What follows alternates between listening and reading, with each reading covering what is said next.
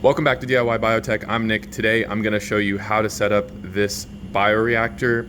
And you might be asking yourself, this is DIY Biotech, Nick, why are you making a video of a non-DIY bioreactor? Well, you can get this bad boy used on eBay for like the $10,000 to $20,000 range. Again, not quite DIY, so why are you showing this video?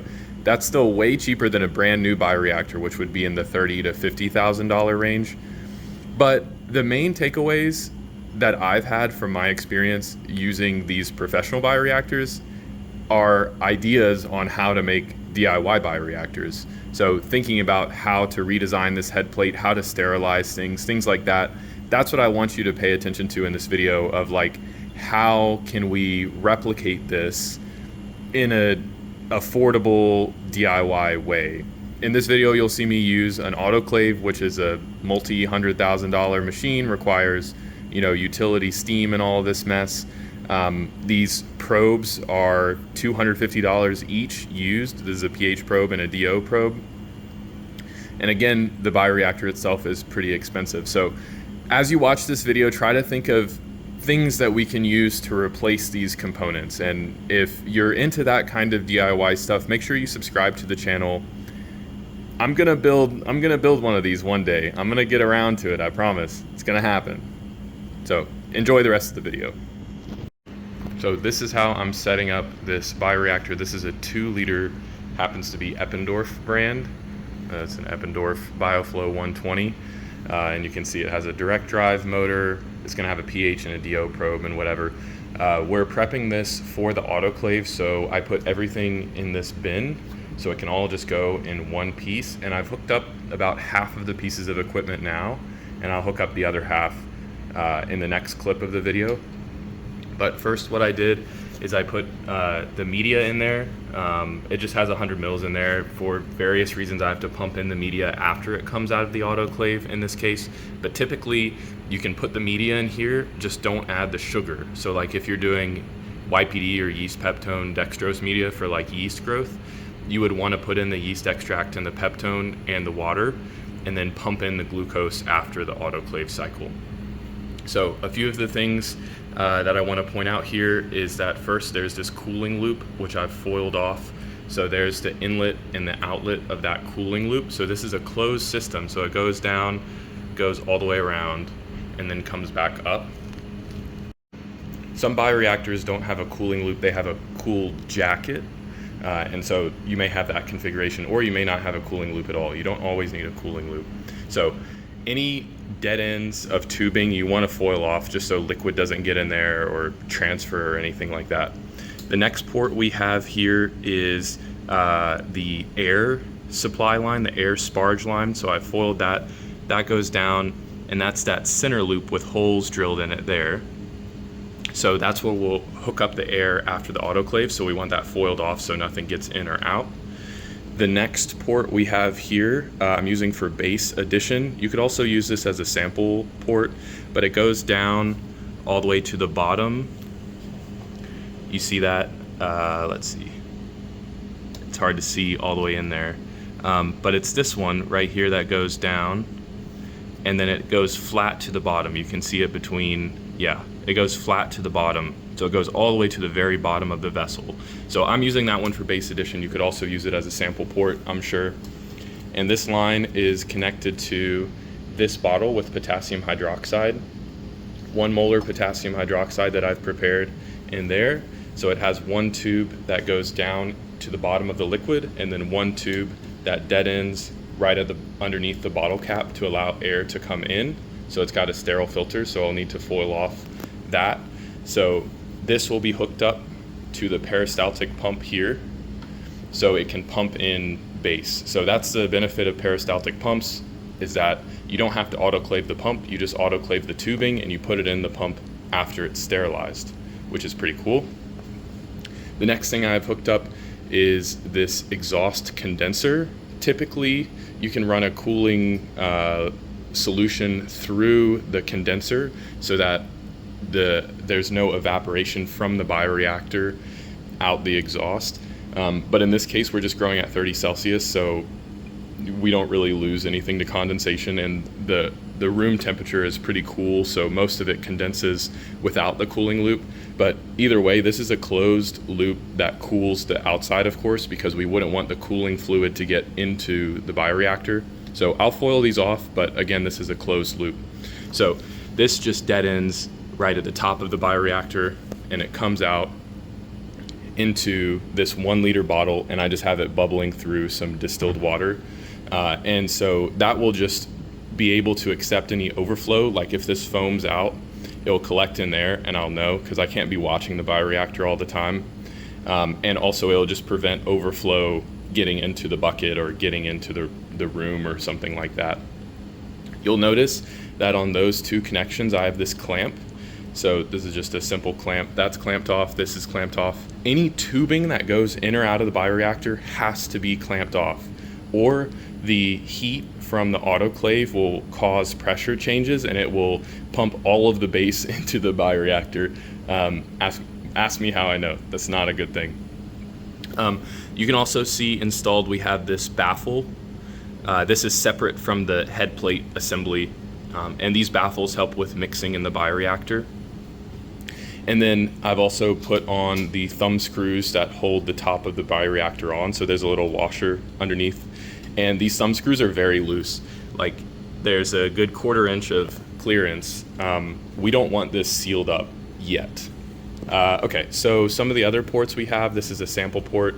This has a lure lock on it, so I can screw on a syringe after it comes out of the autoclave. This has a clip on it as well. And then some of the other ports we'll be using, this is an addition port, so you can put a needle through there and inject things if you need to. This is what a port looks like for the pH and the DO probe. So there's a pH and a dissolved oxygen probe that will go there. This tube here dead ends pretty high up, so I'll use that to drip in the majority of the media after it comes out of the bioreactor. This one is for the temperature probe. This one goes down and dead ends at the bottom.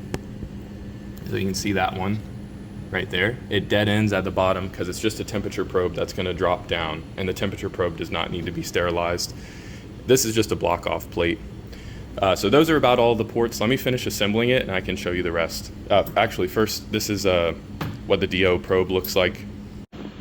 Okay, everything is installed and foiled up on the bioreactor. This is the DO probe. I'm sure there's a different way to install this, but this has worked for me.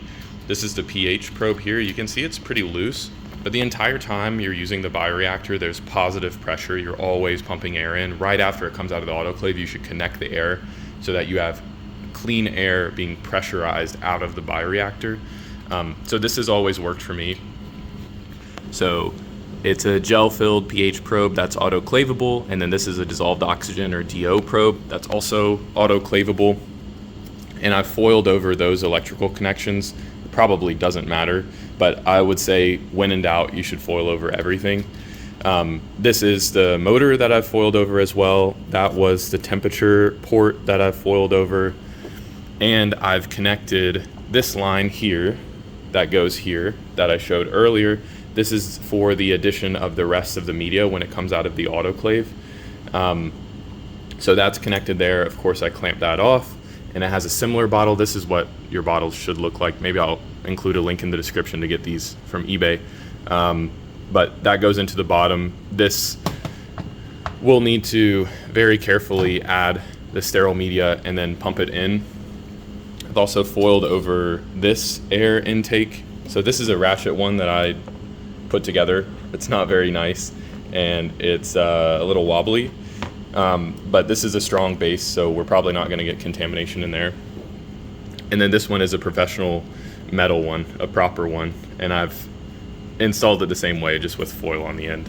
So I'll throw this in the autoclave. Oh, one more thing. All of the bottle caps should be a little bit loose. Everything should be loose so that pressure doesn't build up anywhere. So I'll throw this in the autoclave and I'll show you how we connect everything.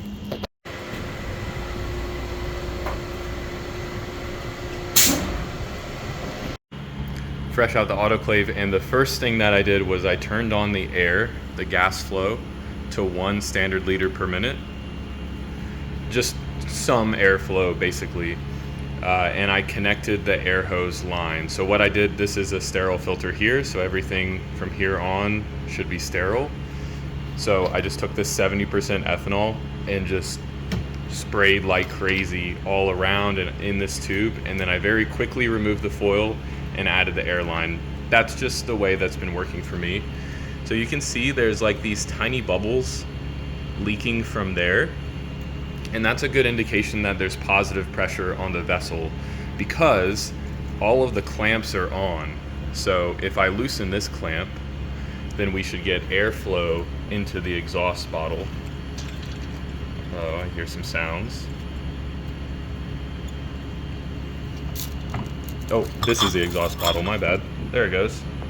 Okay, so I've loosened this clamp, so I can take this off completely now. And now we have positive pressure on the vessel, and we know that for sure because air coming out of the bioreactor has to overcome the pressure head from that 1 inch or so of liquid in the exhaust bottle. So what we can do to ensure everything is closed up is tighten these head plate bolts. And really there's probably a tightening pattern that you should go in. But basically don't tighten one of them down all the way first. Make sure you sort of tighten one, then go over here and tighten another, and then go over here and tighten another. Basically you want it to be evenly tight around the bioreactor. And next what I'm gonna do is go around and start removing some of the foil and start hooking up some of the probes. I don't think I was super clear as to why we need positive pressure on the vessel very quickly after the autoclave. Basically, if you have this hot vessel sitting here that isn't perfectly sealed, as it cools, it's gonna draw air in, and that has the potential to draw in contamination. So you just wanna hook up the sterile airflow as soon as possible after the autoclave. You can see here that I've removed some foil and connected some probes. So here's the pH probe connected, the DO probe is connected. I've dropped the temperature probe down this hole. Again, this is a closed loop, so it's not connected to anything. And I've removed the foil from the ends of that and the ends of this sterile filter for the base edition. Also, when these bottles came out of the autoclave, I just tightened them up immediately. Again, to prevent any contamination being sucked in. I'm gonna leave the foil on this cooling loop as well as this exhaust condenser cooling loop, just in case. And the next thing that I need to add on is the motor, which is this big piece right here. So try to film and put this on at the same time. So now we have the motor on. Basically everything's connected. One of the things I'm missing is that heating blanket. I'm also going to end up adding the syringe so that we can take samples. Oh, you can also see that I've added this grounding clamp here. That grounds all of the electronics so there isn't as much noise on the sensors. So now we can come over to the display and we can see that we have output and then units, but we want to look at our process value right now. So our agitation is set to off, so it's 0 RPM right now. Our temperature is 76. I think that's the maximum that this temperature sensor can read, somewhere around there. But basically it's really hot. The pH says it's 7.22 and the dissolved oxygen says it's at 105%. So the pH and the DO probe are going to be very wrong for a minute because there's no liquid in there and they work in an aqueous environment.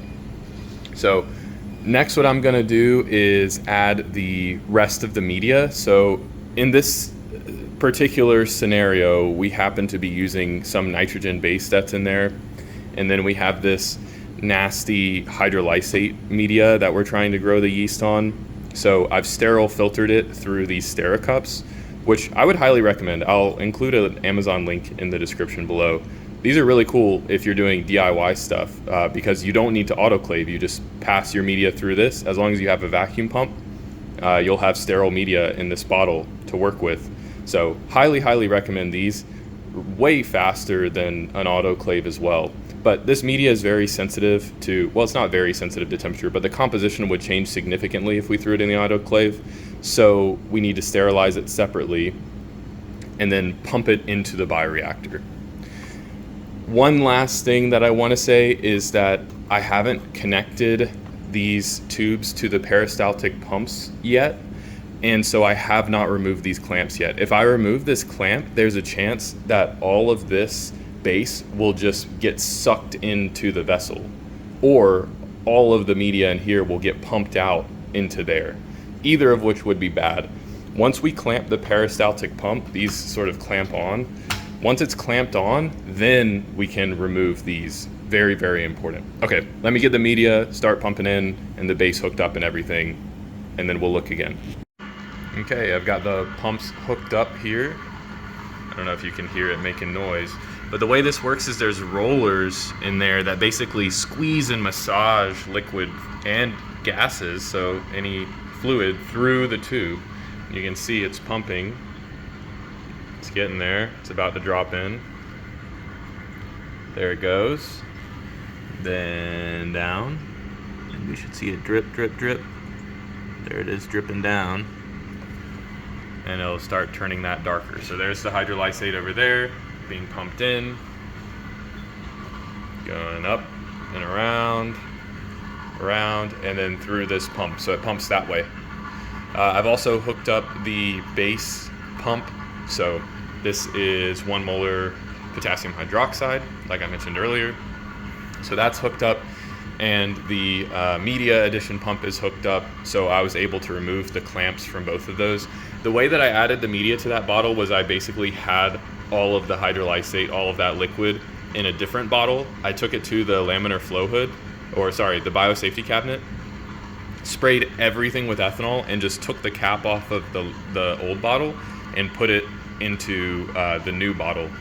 I think that's the best way to do it. You know, with keeping things sterile, you're never going to be perfectly perfect. So for this pump, I have it set to the maximum setting, and I just have it on. So we can go into that pump and see that it's just on. It doesn't have an assignment. If you're using it for base or acid, or for, you know, a continuous bioreactor setup, then you can set it to something different. But basically I just set it to the max setting, so it's just spinning as fast as it can, as much as it can. So that's the addition of the media, and I'll come back when this is full. All right, it's filled up. I've also added the heating blanket. You can see the volume now is about 1 liter, a little over 1 liter, that's okay. I've also added this syringe. So the way that I take samples here is I will loosen this clamp, pull up like 15 mils, and then tighten the clamp again, dispose of the 15 mils, screw back on the syringe, loosen the clamp, and pull out about 30 mils for my sample, retighten the clamp, collect the sample into a tube. And so what that does is it basically prevents any contamination that could occur when I'm, removing and reinserting this lure lock. We don't want any contamination from there going back in, so we have to keep this clamp there. For the first sample, I like to label it as T equals -1, so this is before any cells have been added. And we'll take another sample for T equals 0 once the cells have been added. But this is done. This drop of liquid just keeps falling back down. So we'll go to the pump and we'll turn that off. And now it's off. Now we can look at the pH and the dissolved oxygen. So you can see the pH is 5.75, which could be correct, but I'm gonna take some of that sample and measure it in a separate pH probe, and then we can calibrate that value. For the DO, of course, there's not negative 14% oxygen in the bioreactor. This DO probe takes hours to adjust. So we'll zero that to 20% oxygen once this is sat for a while. But we zero it to 20% because we're blowing air through it. Another way that you could do this is you could blow through 100% oxygen and get it to 100% oxygen saturation. And then you could also blow in 100% nitrogen and get it to 0% oxygen saturation. That's called sparging. But in this case, it doesn't really matter that much. For the entire course of this fermentation, the dissolved oxygen shouldn't really change, but it will be good to zero that. Our temperature control is on, so it's set to 30 Celsius, so that's the set point, and it's currently at 30 Celsius. And then the output is how much heat relative to 100% is being pumped into this heating blanket. So I can feel it now, it's like warm, but it's the temperature that's needed to maintain the temperature of the vessel. Another thing that we can do is turn on our agitation. So I'll turn that on. You can see it spinning in there. So there's two impellers. There's one up there, and then there's one below the like half a liter line, somewhere around there. But you can see there's a lot of foam in this bioreactor. This bioreactor, the total volume is closer to 2.5 or 3 liters, but it's called a 2-liter bioreactor because that's the working volume. So the working volume of this bioreactor is between 0.8 and 2 liters. We have it running at 1 liter right now. And this allows us some headspace in case there's any foam. So it's always good to have headspace in your bioreactor process.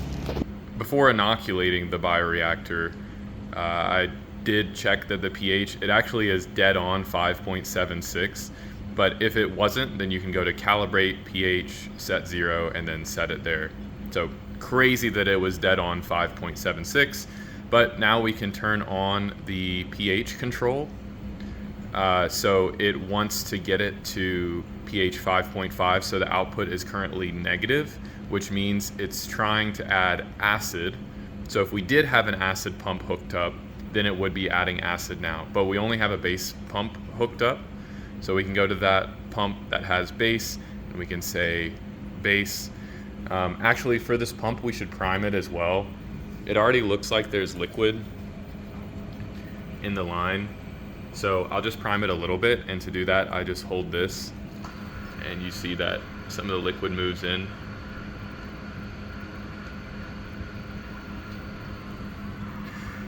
And after that addition, the pH may go up a little bit. In a moment, maybe we'll prime it a little bit more. Just a little bit more. I don't want to raise the pH too much. Okay, yeah. It creeped up to 5.77, 5.79. So we know base is starting to go in there. We didn't want it to,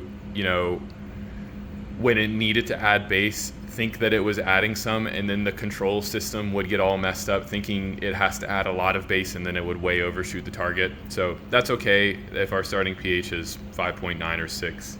That's okay too. All right, now this is the super exciting part.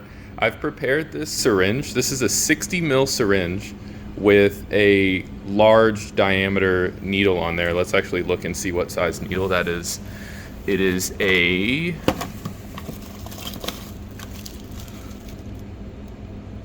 this size.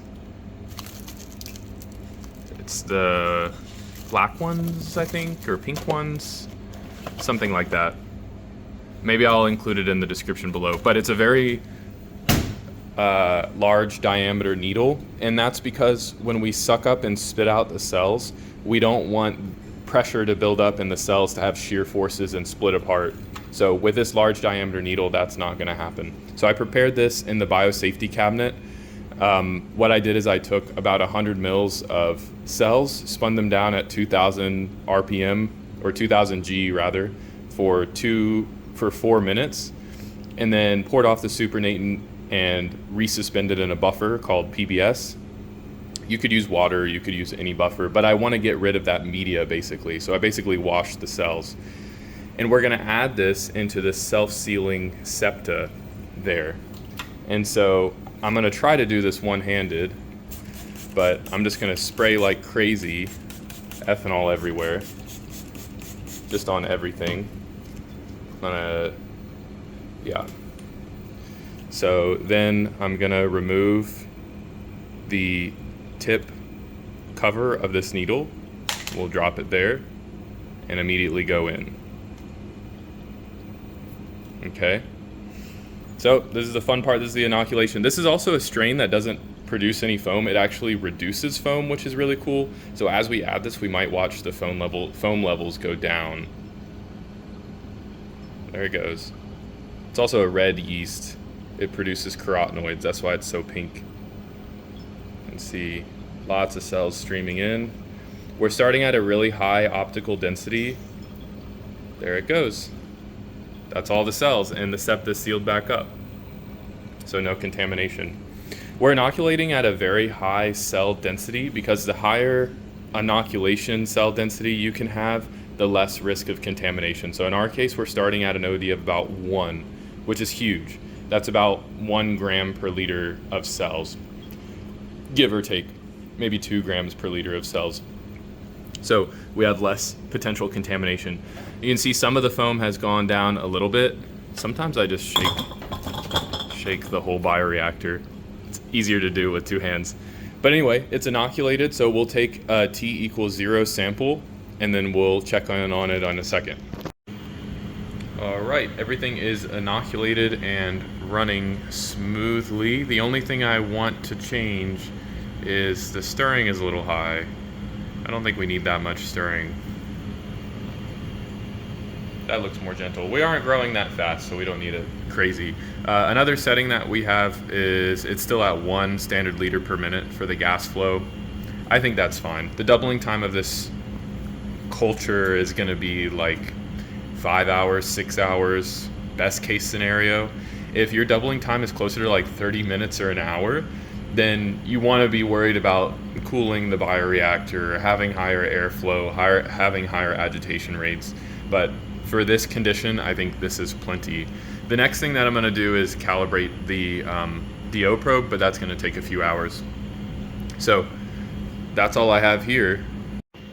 I just want to show a few more controls on this bioreactor. I've mainly showed this page and the calibrate function, which is pretty straightforward. You just set the 0 there.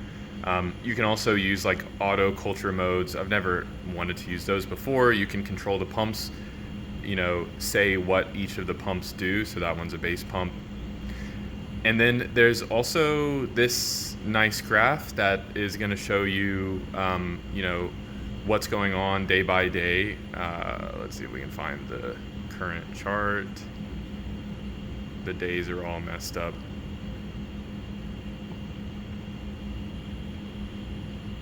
All right, so here's the chart. We're tracking the pH, the temperature, the DO is on here, how much the pump is pumping in, things like that. So it's a nice, pretty graph, and you can zoom in and out.